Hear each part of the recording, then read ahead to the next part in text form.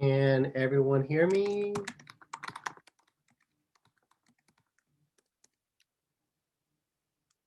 Can everyone see the screen?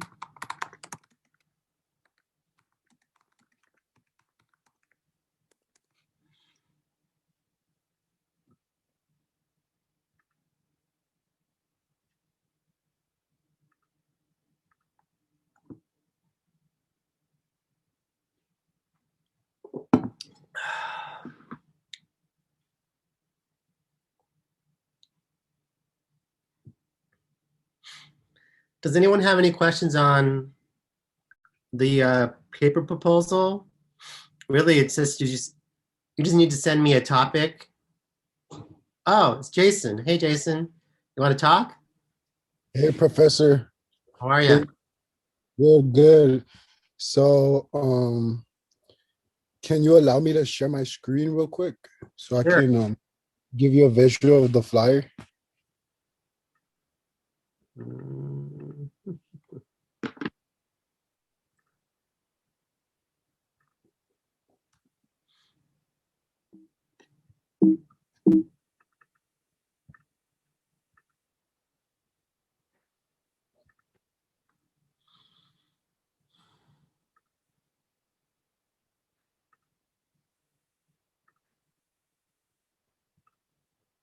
All right, Jason, you're the co-host now. Okay, perfect.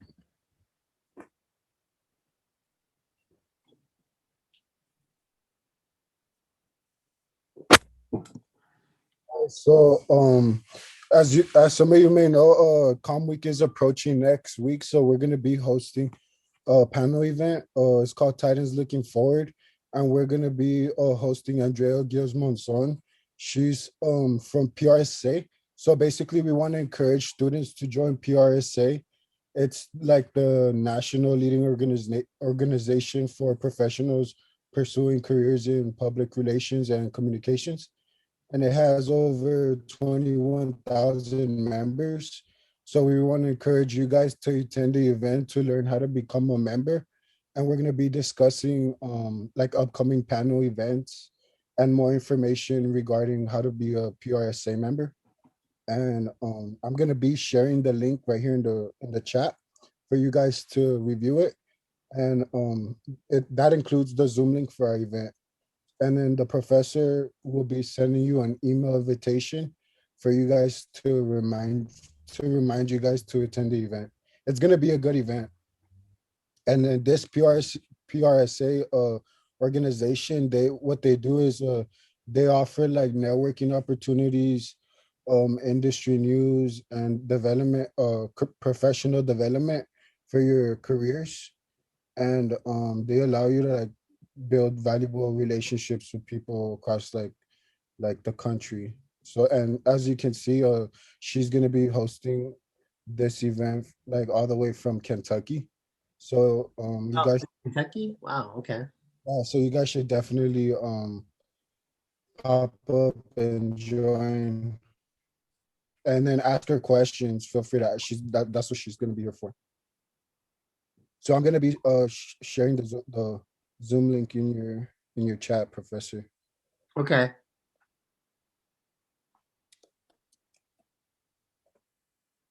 And then if you can send them the email, for them the email that I sent to remind them, that would be great, because that has like more links, or like the organization's links, the PR, and then her contact info, and then the Zoom link as well. But I'm posting the Zoom link here for you Mhm. guys. And that's all, Professor. Okay. Yeah, I sent an email already. The information you sent me, Okay, I sent perfect. it already. Well, I forwarded it to them. Perfect. Well, now you guys have the Zoom link. It is at it's going to be 1 hour, 5 to 6, on the first week of Com Week, April 26th. So I hope to see you guys there. And thank you. Thank you, Jason. Bye, Have a Professor. good one. Good class.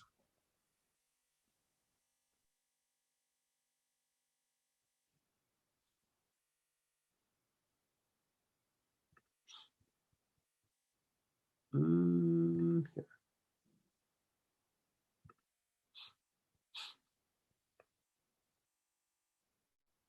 Can everyone see this? I don't know.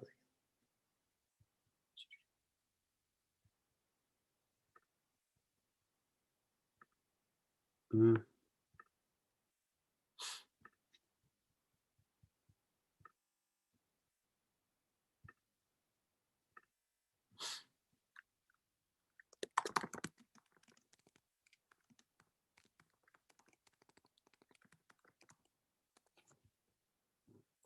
Does anybody have any questions regarding the proposal? You're sending me essentially a topic, what you're going to write about for your final paper.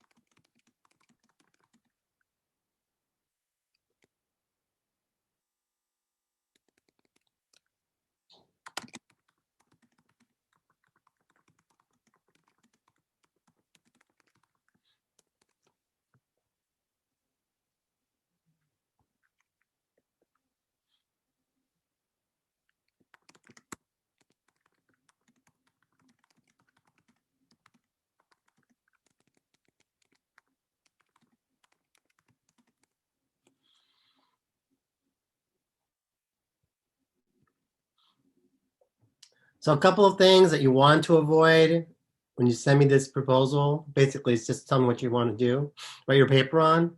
Please don't tell me you're going to do the history of, I'm going to write a paper on the history of theme parks or the history of film or the history of television. There's no way you can write a history of television or history of film or history of theme parks or history of anything in what 7 to 9 pages. It's impossible. So don't tell me you're doing a history of anything. Just tell me your topic. I'm writing my paper on Disney films, or I'm writing my paper on Disney theme parks, or I'm doing my paper on Netflix, or something like that. So be be reasonable when you send me your topic. Don't say that you're going to do a history of, because you can't do a history of in 7 to 9 pages.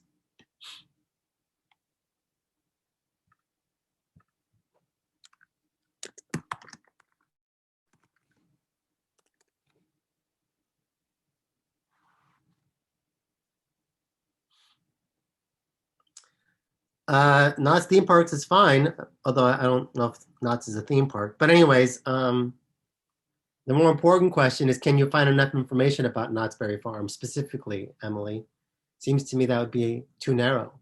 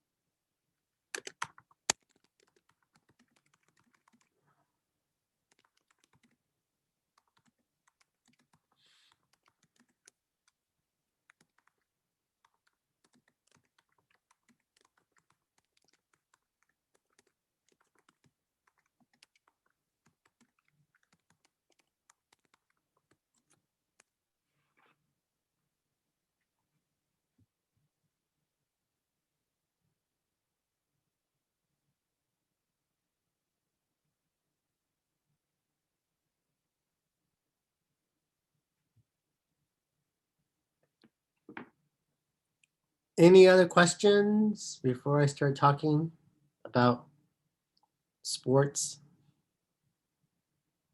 Could we talk about like issues in certain industries or like something like that? No, it's not. It's not a sociology class. Although there is a section where you do talk about issues, but that's the last section. Okay, thanks. Hmm.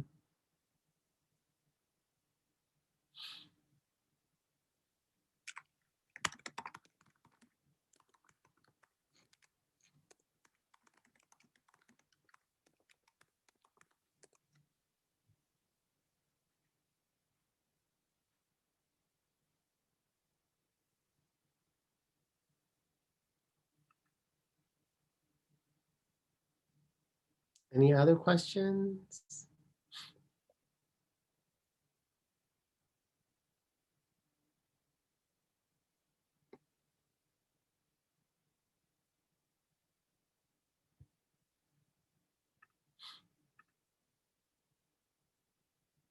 Yes.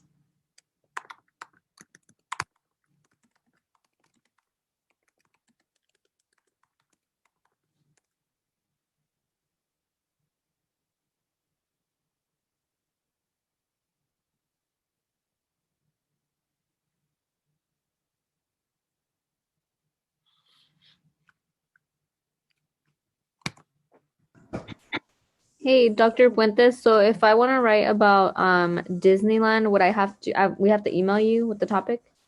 That's right. Well, Okay. Disneyland would be too narrow. Okay.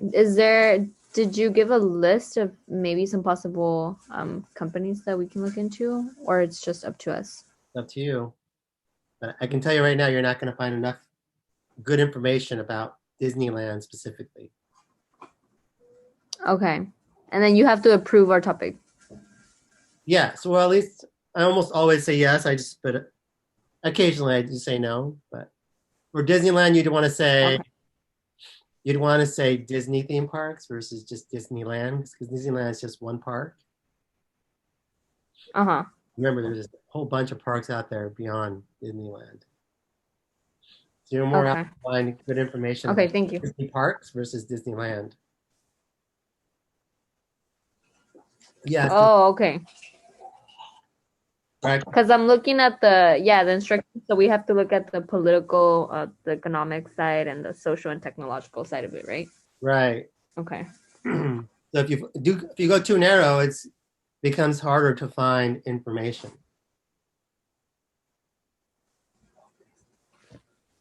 Okay.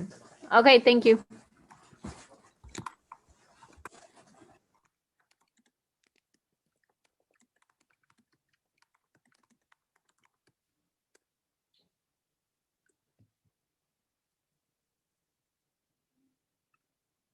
Or should we say underground jail?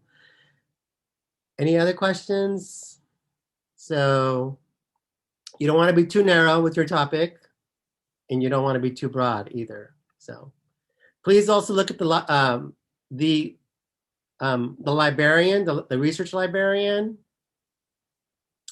Yes, there's an underground jail underground. So people who are misbehaving, they get put underground in jail. Yes, of course, Marcella. Are you okay with using direct quotation as long as we cite it in the paper as well as paraphrasing That's right. Mhm. when we journal? Okay, so it can be a mixture of both. Yes. Okay, cool. You just got to make sure you cite both. Okay. I also encourage everyone to check out the librarian. The research librarian for Cal State Fullerton made us a video, or at least Com 346 a video of how to use the library and those sorts of things. So I highly encourage you to use or to watch the video of the research librarian telling you all the different databases to check out. It will make your life so much easier when you're doing your research. So you should spend, I think it's a pretty short video, I think 20 minutes. I know all of you are pretty busy, but you do want to take like 20 or 30 minutes of your time to check it out, because it's going to save you at least hours on your research. So I do encourage you to do that.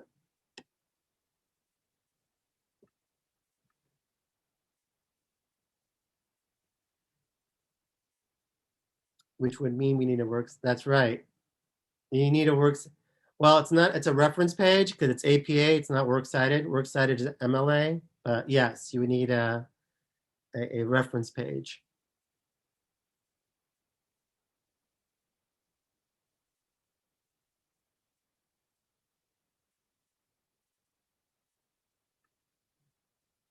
Okay, I don't think there's any other questions.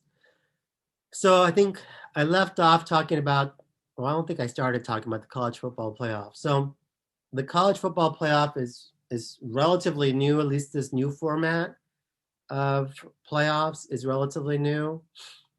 So the current format that started a few years ago is essentially a 4-team playoff. It used to be a 2-team championship game. So now it's 4 teams. They have a semifinals game, and then they have a finals game. And so the whole point of that is that it makes the season exciting, because one loss can truly ruin your season. And so I think this is some say it's a good thing, some say it's a bad thing, this college football playoff. I don't know. I think it's okay. But anyways, so it's a 13-person committee. So the question is a 13-person committee. And basically this 13-person committee looks at every team and judges the team based off of strength of schedule. So again, 13-person committee judges each team, and it's based off of strength of schedule. So they have this long list of potential teams that might qualify for the playoff. And then through discussions and debates and so on and so forth, this 13-person committee narrows it down to what they think is the 4 best teams in the country, and they make the decision based off of strength of schedule. And so now this college football playoff, one of the big critiques of this playoff potentially, some people were saying, well, the tradition of not having sponsors in this bowl alliance, it's going to end because of this playoff. And but it hasn't. It actually did not end. And so what ends up happening, going back to my first point about the 4-team playoff, is that these 6 major teams, or major bowls, I should say, along with, as long as you can see here, the sponsors. So the sponsors and the bowls are still tied together.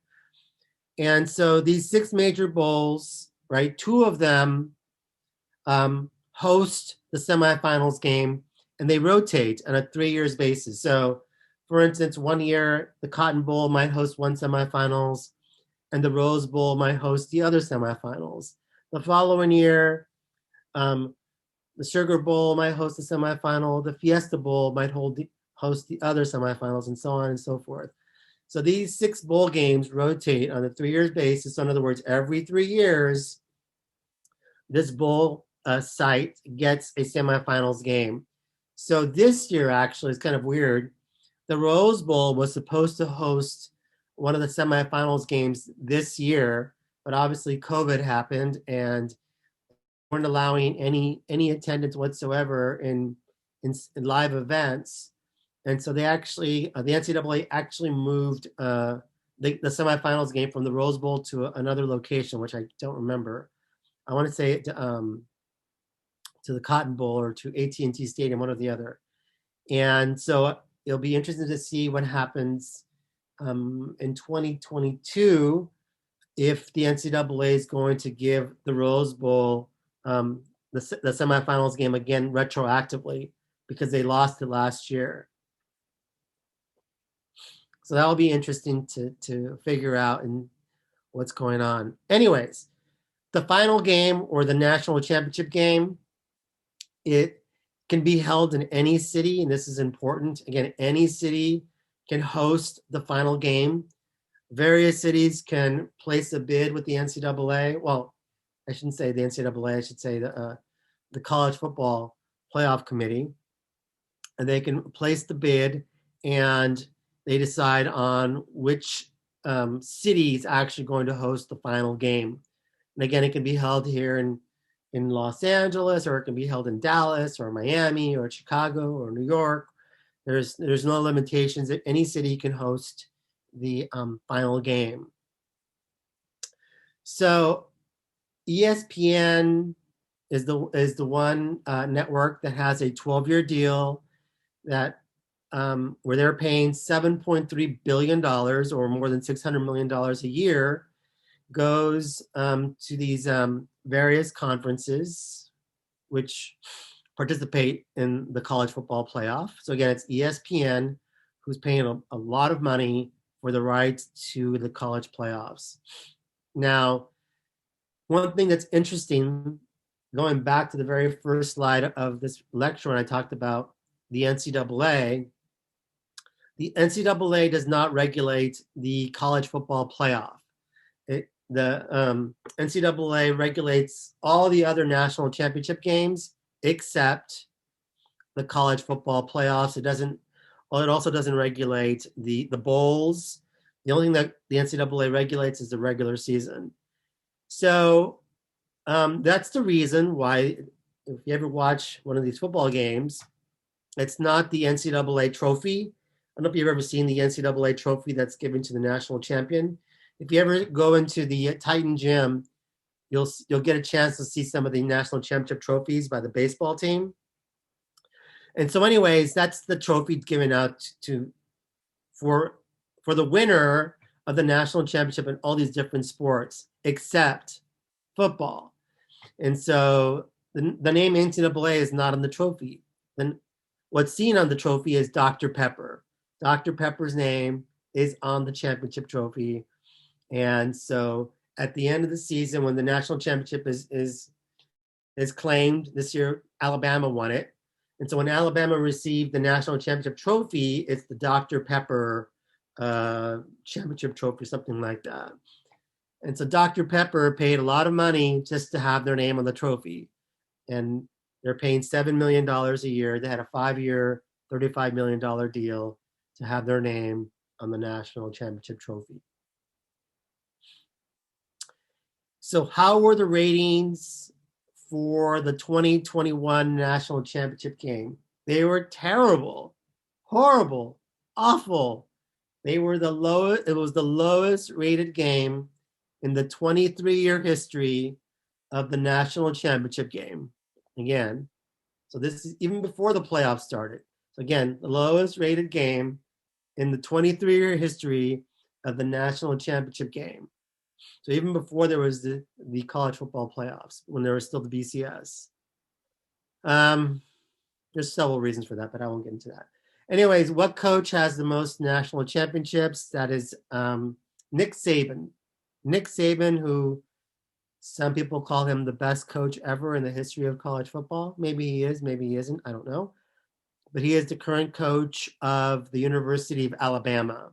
So again, what coach has the most national championships? It is Nick Saban. His last name is spelled Saban, S-A-B-A-N, Saban.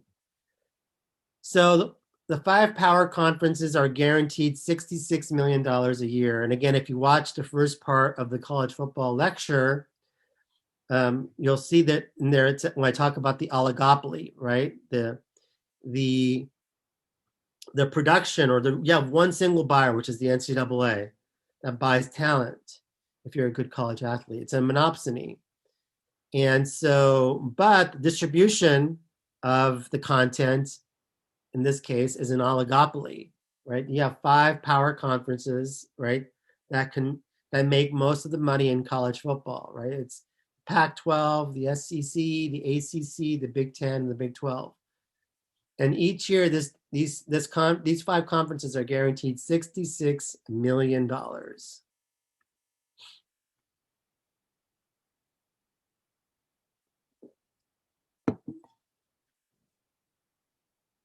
Thank you. So, as I mentioned earlier, as in the previous slide, the 5 power conferences, which I just mentioned, again, Big 12, Big 10, ACC, Pac-12, SEC, which stands for Southeastern Conference, make way more money than the rest of the other Division One conferences. And so the way it works, besides the $66 million that you're guaranteed, if an additional team qualifies for one of the final four games, on top of the 66 million, there's an extra 6 million. So that means that if in the case of the SEC, Southeastern Conference, they had Alabama qualify. So that's not only is the SEC getting paid $66 million, they're also making $6 million because Alabama qualified as one of the final four teams. So now the Southeastern Conference is making at least $72 million.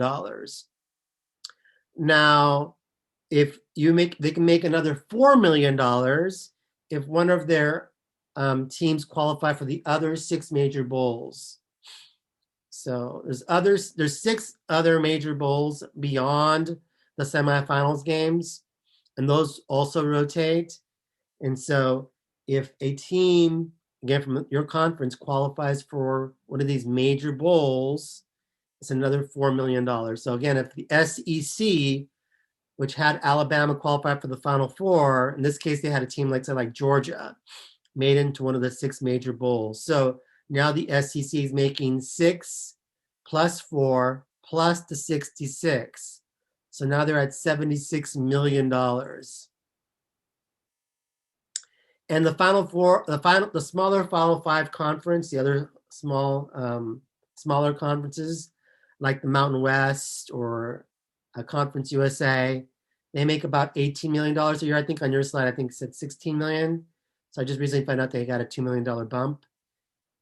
So again, on the next slide, I'll show you the disparity in revenue between the Big Five conferences and then the other smaller conferences. This is why it's an oligopoly in college football. In 2019, Clemson, don't mix that up. Don't get tricked on my question. It's Clemson. 2019, Clemson. Clemson was the first team to end the season 15-0 in over 100 years. And so for a long time, there was a limit, and still there's kind of a limit, on the number of games that a college football team can play. And each year that limit seems to be increasing. But anyways, there hadn't been a team that played 15 games in over 100 years or has gone 15-0. And 2019 Clemson team, again, first team to end 15-0 in over 100 years. The most successful team during the bowl era. And so before they would just say, oh, this team is the national champion. There was no voting. They just decided this was the national champion. And so later on, starting in 1936, it was still sort of that way, but then there was just a bunch of journalists, but also a bunch of coaches. So you had a coaches poll that determined the national champion. Then you had all these journalists who also determined the national champion. That's why for a long time, in some years, you had multiple national champions. So anyway, since 1936, since journalists have decided who is the national champion, Alabama is the most successful team. And Alabama has the most championships since 1936.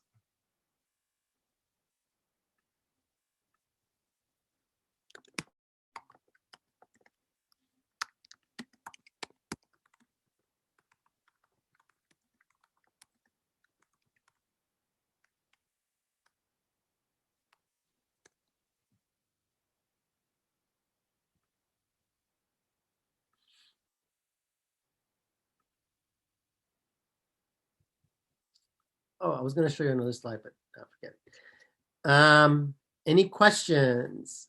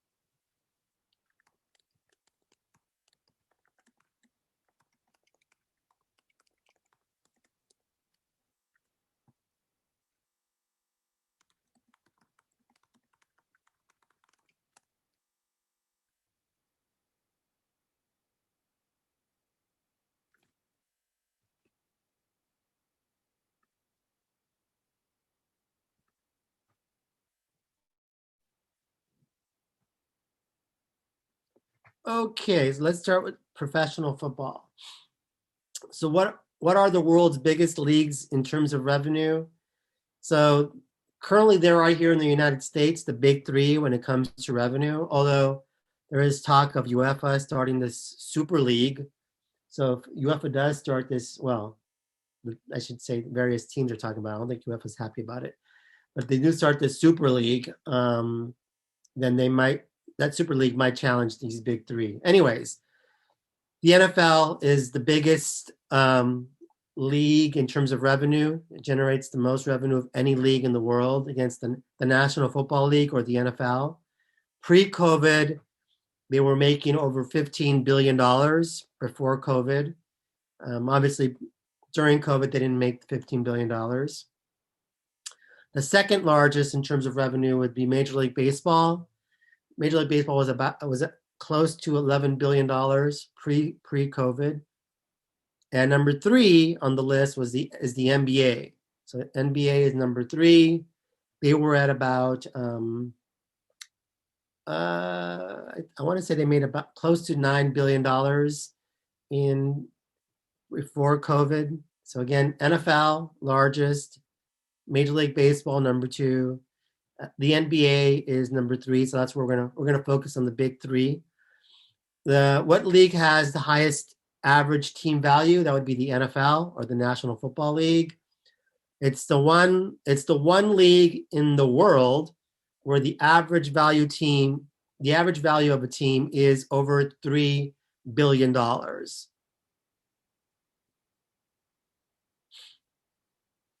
So the reason that the value of teams is increasing pretty quickly largely comes from two things.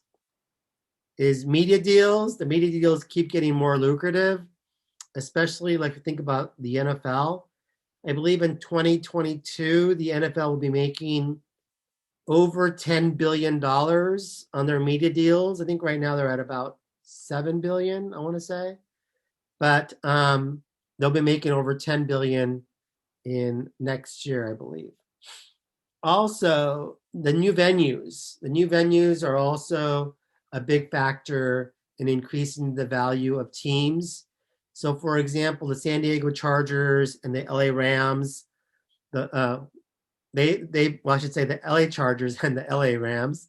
I'm getting used to the Chargers being in LA. But anyways, a big part of why they moved from San Diego to this new venue, and a big reason why they ran them from St. Louis to this new venue, is that moving to a big market like Los Angeles that had no team, but also moving into this, incredible multi-billion-dollar venue is going to increase the value of the teams immensely.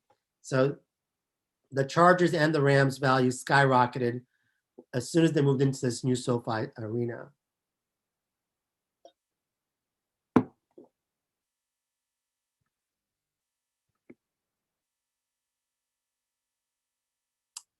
Vomit. Okay. The market structure. So the market structure is you have one buyer, right? At least in the United States, you have one buyer. If you want to play baseball or basketball or football.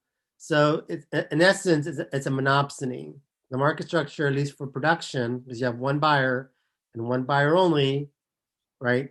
The one league is buying your talent. If you're a pro athlete, if you want to be a pro athlete in basketball, football, or baseball, it's a monopsony. And then they tend to use their cartel power, right, as a collective to sell their content to the media. So they're a monopoly. There's one single seller, which is unusual because cartels aren't supposed to be allowed to exist in the United States, but in sports we allow it. We allow cartels to exist.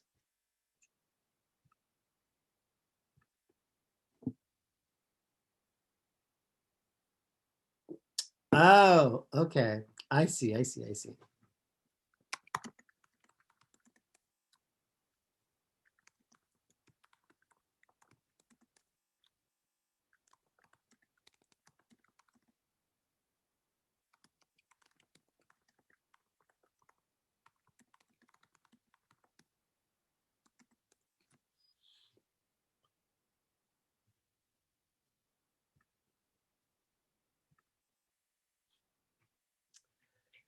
So any questions on what these individuals do within sports? Mind you, that's just a handful. There's a lot of different jobs that are deal directly in sports or are tied to sports.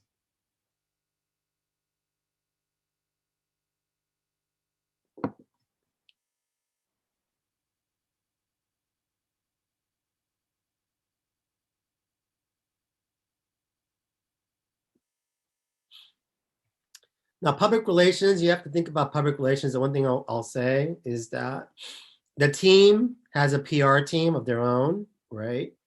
But players, especially the players that are making lots of money, also have their own independent personal publicists, right? So you have to think about there's a team publicist, publicity team, but then some of the star players also have their own individual publicist that is separate from the team.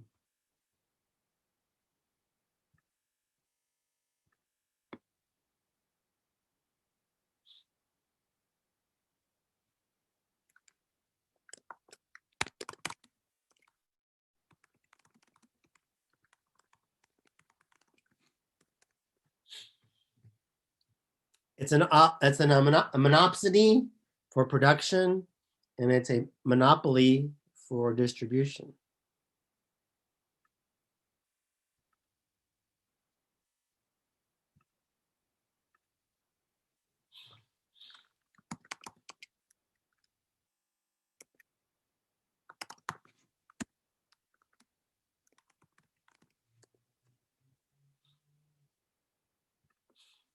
Okay, so who is the boss? The boss for every league, professional sports leagues, is a commissioner. And they're, so if you're going to write about sports, for instance, for your final paper, and I ask you who regulates sports, well, it's each individual sports league has their own commissioner, and the commissioner primary job is to regulate their respective league. So if a player breaks a rule, the commissioner punishes the player, right? If a team breaks a rule, the commissioner punishes the team. If an owner breaks a rule, the commissioner punishes the owner. So again, it's the commissioner's primary job to regulate the league, whatever league that they're responsible for, and to punish people who break rules. The commissioner's job also is the other job besides that, besides punishing folks, is negotiating media deals.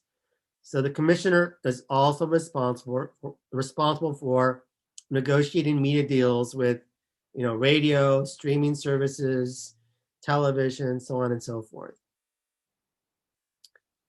Kennesaw Mountain Landis. So Kennesaw Mountain Landis helped to save Major League Baseball because, have you ever heard of the Black Sox scandal?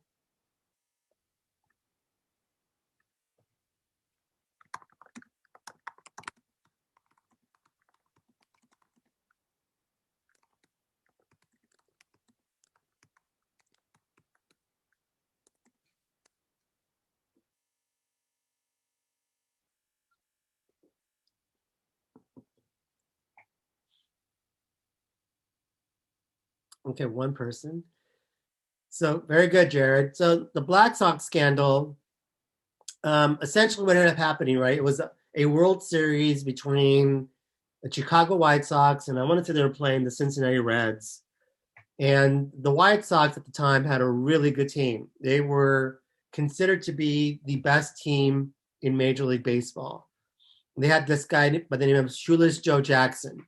Shoeless Joe Jackson was one of the best baseball players of his time.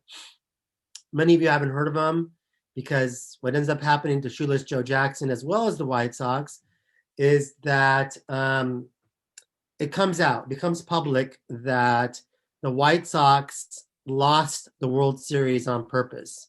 Again, the White Sox lost the World Series on purpose. So they had this owner named Comiskey. I think they used to call the name, I think the park still might be called Comiskey Park. Anyways, they had this owner named Comiskey, and he was kind of a cheapskate. And so the athletes didn't like him. And so they thought he was just, a terrible owner, didn't want to work for him. And so these gamblers approached the White Sox and asked them if they'd be interested in throwing or losing the World Series on purpose. And the White Sox did, apparently. They were guilty of losing the World Series on purpose. So there was a huge scandal. Everybody thought it was going to be the end of baseball as we know it. And so the owners hired this guy by the name of Kennesaw Mountain Landis. Kennesaw Mountain Landis was a federal judge before he became the baseball commissioner.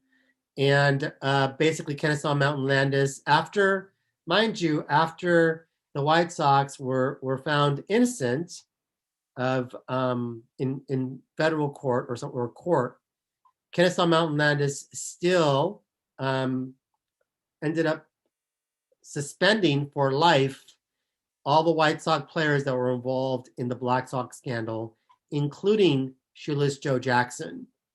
And so even though he may have overstepped his grounds in terms of suspending for life all these players, in a lot of ways, he also helped to save the league, because the league had a horrible black eye because, again, these players lost the World Series on purpose.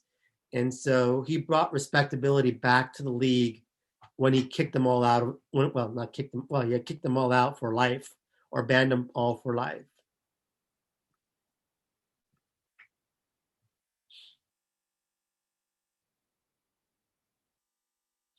What was the second bullet point? I just talked about the second bullet point, Shelby. He was a baseball commissioner. And so what is the big criticism against Commissioner Mountain Landis, who was the first commissioner of baseball? So the big criticism is that he didn't integrate the league. So I don't know if you guys know this or not, but there was a vibrant Negro League. The Negro League players were on par, as good as the Major League players, if not better. And oftentimes the Negro League players and Major League Baseball players are going on barnstorming tours. Has anybody ever heard of barnstorming?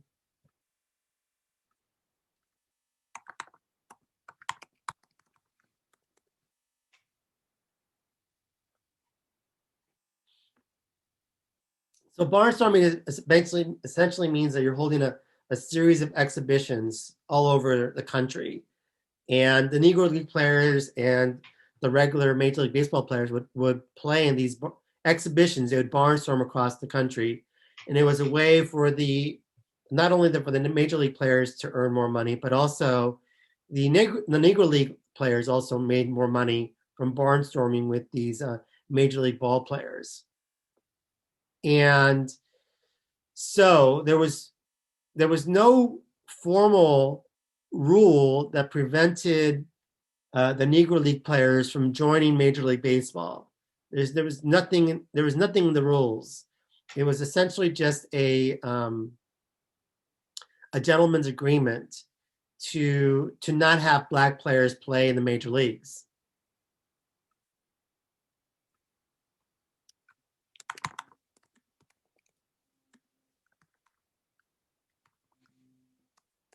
Did everybody get that? There was no rule to prevent black players from playing in Major League Baseball during the time of Kennesaw Mountain Landis. And so the big criticism is that, Kennesaw Mountain Landis could have integrated the leagues way before there was a Jackie Robinson, right? He could have integrated the leagues, but he didn't do it. He just didn't do it. And some people think that he may have been racist. I don't know enough about his life, but that's the big criticism, is that he didn't racially integrate the leagues when he could have. There was nothing formal that could have stopped him from doing that. Bullet point number 3.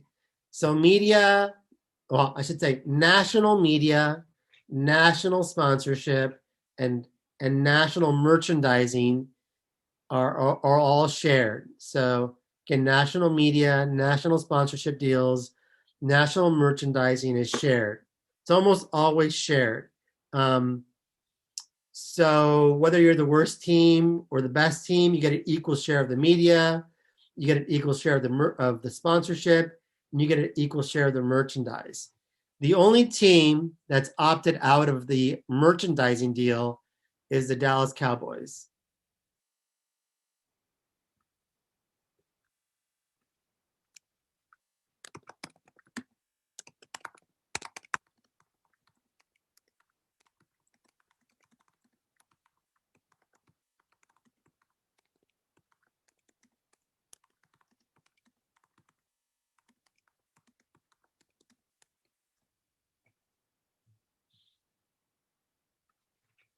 So the reason, if you're wondering why the Dallas Cowboys opted out, is because Jerry Jones, who's the owner of the Dallas Cowboys, figured that he would make more money on his own than sharing the revenue with the other teams, which in his case might be true. I'm not a big, I don't know how much he makes in merchandising. I think it's all private.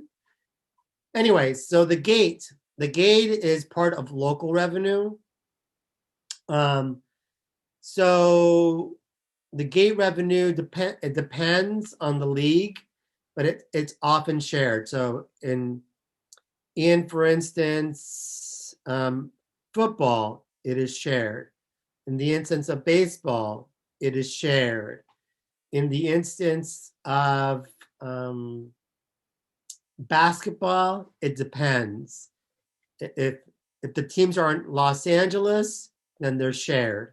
If the team is outside of LA, then it's not shared.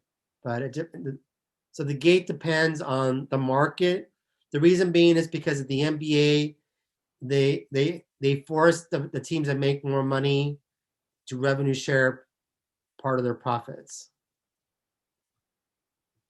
So salary cap regulates the athletes' salaries.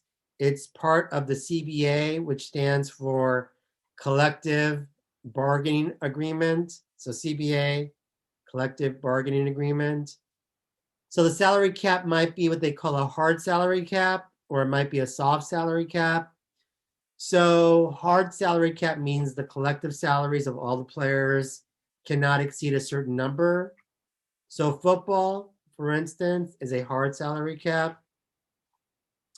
Basketball and baseball, it's a soft salary cap, which means the collective salaries of the players can't exceed the number. Just means that you're going to have to pay a tax by exceeding the salary cap. So one's a hard salary cap, which means the combined salaries you cannot exceed. The soft salary cap means that you can exceed it, but you're going to have to pay a tax for that. And so most of these advertising venues have become very ad friendly. And also there's advertising friendly sports, I should say. So one thing that certainly has happened in my lifetime, as I'm old now, or getting older, I should say. Well, I'm kind of old too. But anyways, when I was a young person, the number of commercial breaks in football games or baseball games wasn't nearly as much as they are now. So now, because advertisers are paying, and well, yeah, they're paying. And so what happens now in a lot of American sports is that you have lots of pauses. They even have something called television timeouts. Not because one team called a timeout or the other team called a timeout. It's because literally it's a media timeout. And so the length of the games has increased. And so this is the reason why football, basketball, and to a lesser degree baseball works, is because there's lots of stops and pauses in American sports. Soccer, for instance, is not as advertiser friendly because if you think about soccer, right, it's running time. It's 45 minutes, continuous action, nonstop for the first half. Then you have a halftime, then it's 45 minutes of continuous action nonstop. So that's not a very advertiser-friendly sport because it's continuous action, which is why I like soccer. Anyways, and the venues have become very advertiser-friendly. So if you think about this is a recent picture of Dodger Stadium.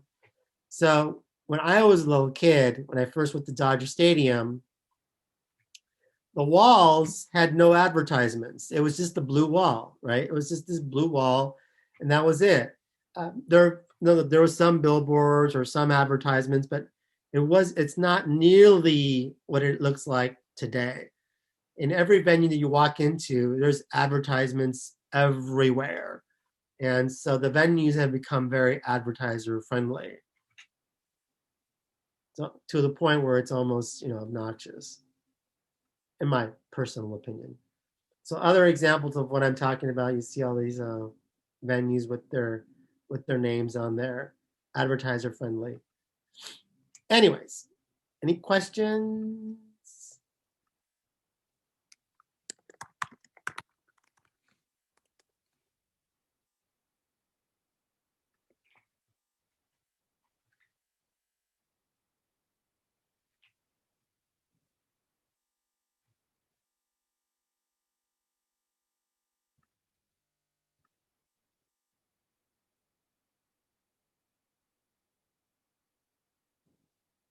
Okay, so you need to think about these, these venue naming rights that all these different sponsors were able to secure with the venue owners as promotional tie-ins, right? They're examples of promotional tie-ins.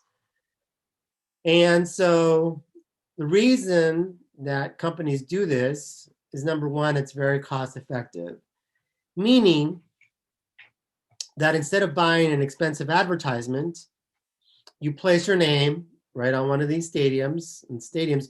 So every time they have a game, let's say at AT&T Park, they say the name of AT&T before every San Francisco Giant home game.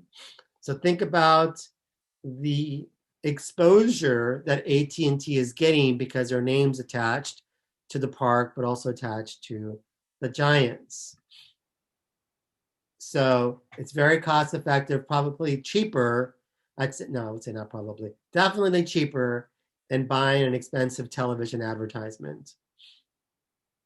Number two, it's a unique opportunity, meaning that competitors cannot duplicate this, right? There's only a certain number of venues. That's it. So for instance, right, if you go to downtown Los Angeles, there's only one Staples Center, right? That's it. There's only one Staples Center where the Lakers play their home games, and currently the Clippers play their home games until they decide to move. But anyways, it's a unique opportunity. When now, of course, when the Clippers do move, I think they're moving to Inglewood. In that case, it'll be less unique because I'm sure Ballmer, who's a very smart guy, will end up securing a naming rights deal with some sort of sponsor over in Inglewood. Number three, creates goodwill with the city's residents. So even if you don't like sports or hate sports or you're indifferent about sports, if you happen to drive by the Honda Center, or if you happen to drive by the Staples Center or SoFi Stadium or any of these venues that have names, that have naming rights deals, it kind of like on a certain level, it helps to build goodwill with that particular sponsor, because you look at Honda and go, oh, it's cool that they're sponsoring this venue, or they're putting their name on this venue, or that's cool, Staples Center, look at that. And so it does help to build goodwill with cities residents, because oftentimes, not always, you have the city residents are fans of that particular team. Again, fans live and die, right, with these teams. And so if you attach yourself to this team, it helps building goodwill with some of the city's residents who happen to be fans. Number four, used to establish name recognition. So if you're not that well known in the market, or let's say you're a new company, one of the fastest ways and best ways to create name recognition is to secure a naming rights deal on a venue. So when the Clippers do move over to Inglewood, which I'm not sure when that's happening exactly, but it's happening. And so it will be a perfect opportunity for an up and coming company, brand new company, to place their name on the Clippers venue, right? And that will bring instant name recognition to that particular company. So again, it helps to establish name recognition. Number 5, allows companies to create a cross promotion at the venue. So I went to a football game up in Detroit one time. The name of the field, I think it's called Ford Field, I want to say, or Ford Stadium. I can't remember. I think it's Ford Field. Anyways, Ford had the naming rights to the actual venue. And so one of the things that they had as you were walking into the stadium, they had their new model. I can't remember what the car was. Maybe it was a Taurus or something. I can't remember the model of the car. Anyways, they had the new up and coming cars, one car in the showroom where fans could walk by and go, "Oh, that's the new 20 whatever model it was, Ford that's coming up this upcoming season or upcoming year, I should say." So, anyways, again, the point is that it allows the company to create a cross promotion. So, because Ford was the name sponsor of the venue, it allowed Ford to promote its upcoming products to fans. Number 6, impress prospective clients. So one thing that happens once you secure a naming rights deal with the actual venue is that automatically, as part of your deal, you get a suite as part of the deal. And these suites are high-end, right? They're super cool. I don't know if any of you ever watched a game on a suite. I mean, has anybody ever seen a game on a suite?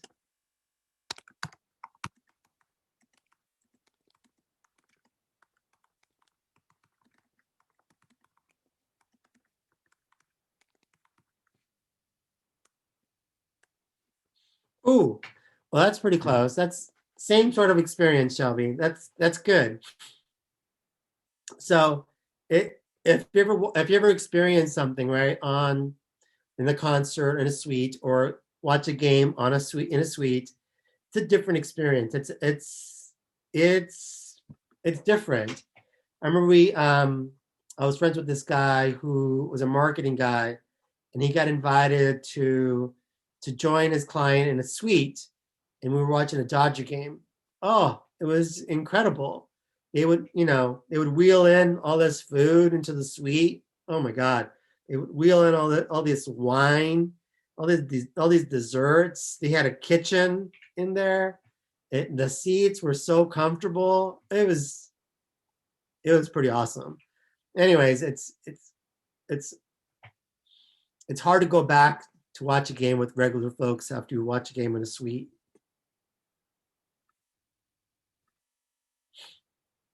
And so, anyways, what ends up happening is that these clients, right, who have secure naming rights deals, can now, whenever they're going to make a deal with a client, they can take this client to a football game or a baseball game or a concert, right, or any sporting event. And as they're watching the action on the field, they're also having some wine and having some food. They're also talking business. And it's a good way of closing deals or impressing clients if you invite them to watch games in a suite. As I always tell my Comp 346 students, and I'll tell you too, because you are 346 students, obviously. You want to learn just basic sports. You want to know how to golf, sort of, and of course, hold your liquor. If you're gonna work in entertainment, those are the 3 things that you really need to do, because a lot of deals get closed while people playing golf, believe it or not, and they also get closed as you're having drinks, whether at a sporting event or a concert or just at a bar. And number 7 is that you're able to pay off the loans quicker. So obviously, building a new stadium is really expensive. Cries in lightweight.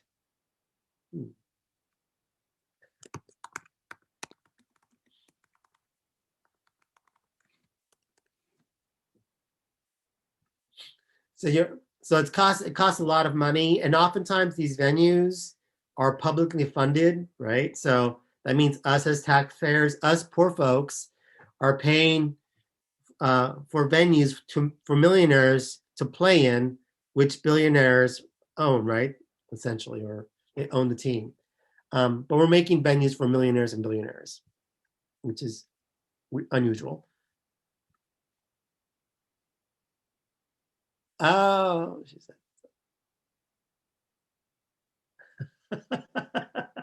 I see.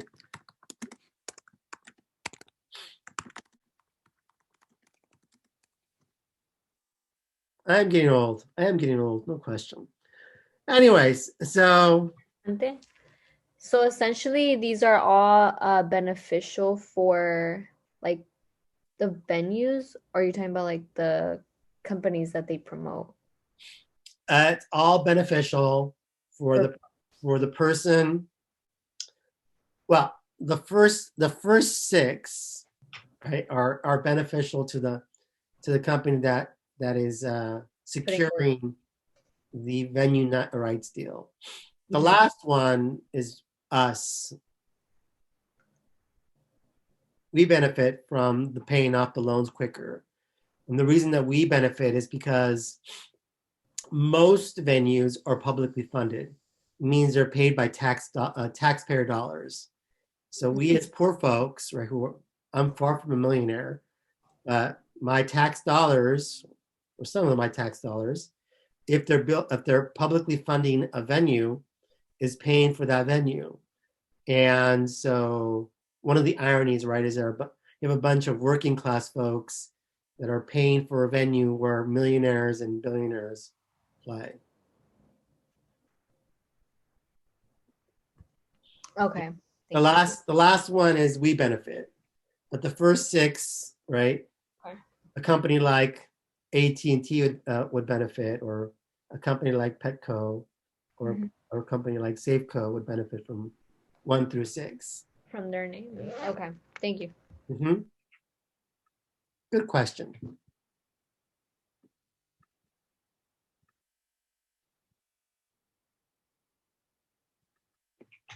All right. So the National Football League, or as I like to say it, America's religion, second religion besides formal religion.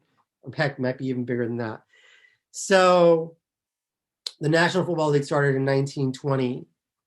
And Joseph Carr, the first person you see up there, he is considered to be the father of professional football. So again, he is considered to be the father of professional football. Don't make that mistake. Pro football, the father of. So one of the first things that Joseph Carr did, because he took over the league as president, I believe in 1921. He came along right after Jim Thorpe. So Jim Thorpe, I think, was the first president of the NFL. But anyways, so Joseph Carr realized that, you had the NFL, and most of the NFL teams played in these tiny cities in Ohio and in Pennsylvania. And he was like, well, if you want to be viable long term, we need to move these teams from small cities and move them into bigger cities. So for instance, taking like a team that played in a small town and moving it to Chicago, taking another team that played in a small town, moving it to New York, or moving it to Pittsburgh, those sorts of things. So Joseph Carr really was behind the idea of moving these teams and moving them to bigger cities with more fans. He also banned college players. And so what ended up happening is George Halas, the person right here, who was the owner of the Chicago Bears, and Halas signed this guy right here, number 3, Red Grange, or the Galloping Ghost. He signed him while he was still in college. And so the Galloping Ghost essentially was the first NFL star, but I'll get to Red Grange later. But the NCAA was really upset with the NFL for recruiting a college player who hadn't graduated from college. And so one of the rules that Joseph Carr did was that he essentially said, we're not going to draft any players who are still in college. The only players that we're going to draft are players that have graduated or their class has graduated from college.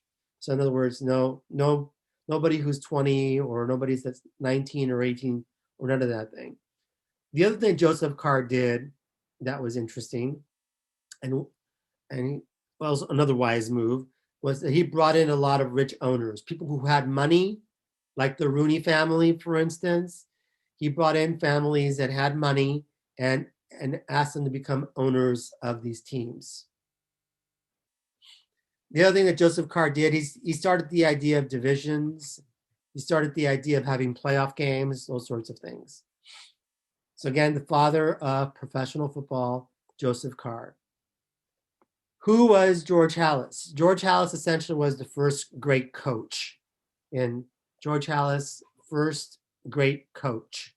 Also the first great promoter. So George Halas created something that, we think of as now very common nowadays, the idea of practice. He was the first coach that actually had organized daily practices. He was the first coach to utilize film for scouting, those sorts of things. So again, George Halas, first great coach, and also the first great promoter because he's the guy who signed Red Grange, the Galloping Ghost, who was the first NFL star in the history of football. And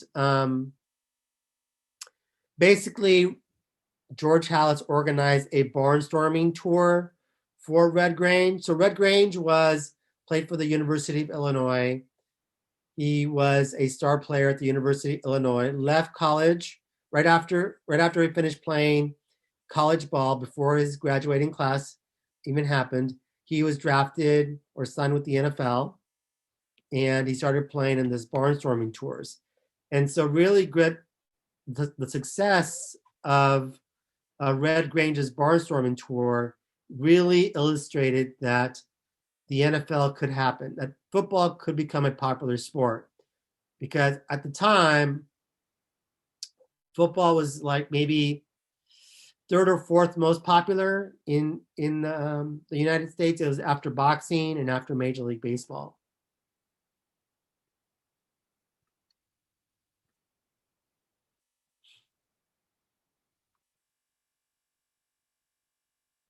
Oh, the first great ghost.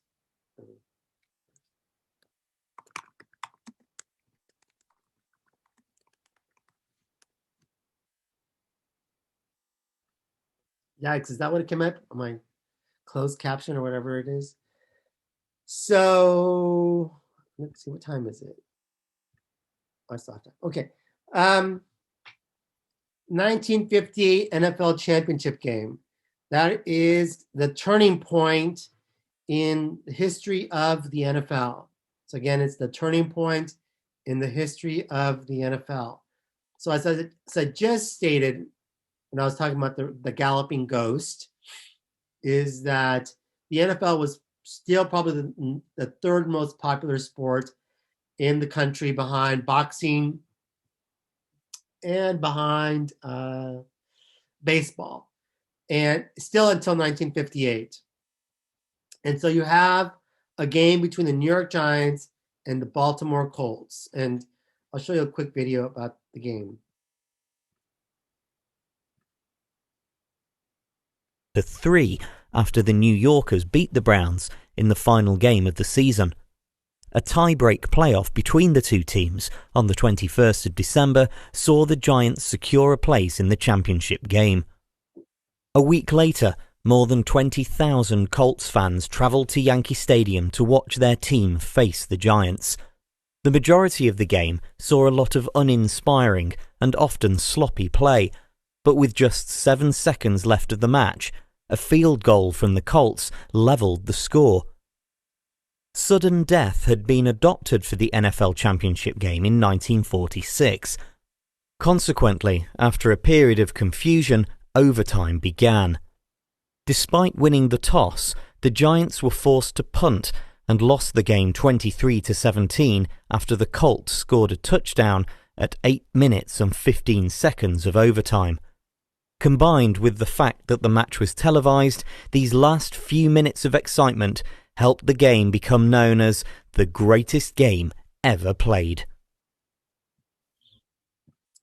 So was it really the greatest game ever played? Well, I don't know. But again, it was a turning point in the history of the NFL because the game, which was played during the holidays, really captured the imagination of the public because nobody really quite knew what was going on. Because again, this was the first championship game to go into overtime, even though the rule was put into place in the 1940s, had never been used. It wasn't until 1958 that you actually had a game end in regulation 17-17 and then go into overtime. And so this game, again, signals a turning point for the NFL.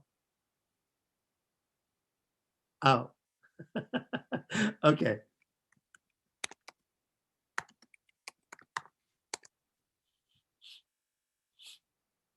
So I won't get all the way through Rozelle. I'll just talk a little bit about him, just the first part of Rozelle. So Pete Rozelle, very young man when he took over as the commissioner of the NFL, probably the most important person in the history of the NFL when it comes to helping the league grow. So he was a young guy when he took over. I think he was 33 years old. He actually grew up over in Southgate. I don't know if anybody's familiar with Southgate, but he grew up in Southgate. I think he went to Southgate High School. And anyways, he eventually becomes the commissioner of the NFL. He's a young guy, like 33 years old when he takes over the league as commissioner. And the first thing that Pete Rozelle did was that he tried to convince all the owners to give up their individual media deals. So as you can see here, Art Modell, who was the owner of the Browns, had to give up his deal with Sports Network Incorporated, or SNI. SNI is essentially the early version of ESPN that went out of business eventually. But anyways, Art Modell, who owned the Browns, had this very lucrative deal with the SNI network. Pete Rozelle convinces Modell to give up that particular deal. And then he tries to convince all the owners to allow him to negotiate a deal with media on behalf of all the teams. And Congress voted no, didn't allow him. Congress told him that he was breaking the law, that they were acting like a cartel. And so then Pete Rozelle had to convince Congress to come up with a new law called the Sports Broadcasting Act of, I think, 1961. And so the Sports Broadcasting Act of 1961 allows Rozelle to negotiate on behalf of all the league as a collective and negotiate media deals as a collective. So again, one cartel of all the teams negotiating media deals together collectively. Rozelle felt that if he did that, that would be worth more money than having teams individually negotiate.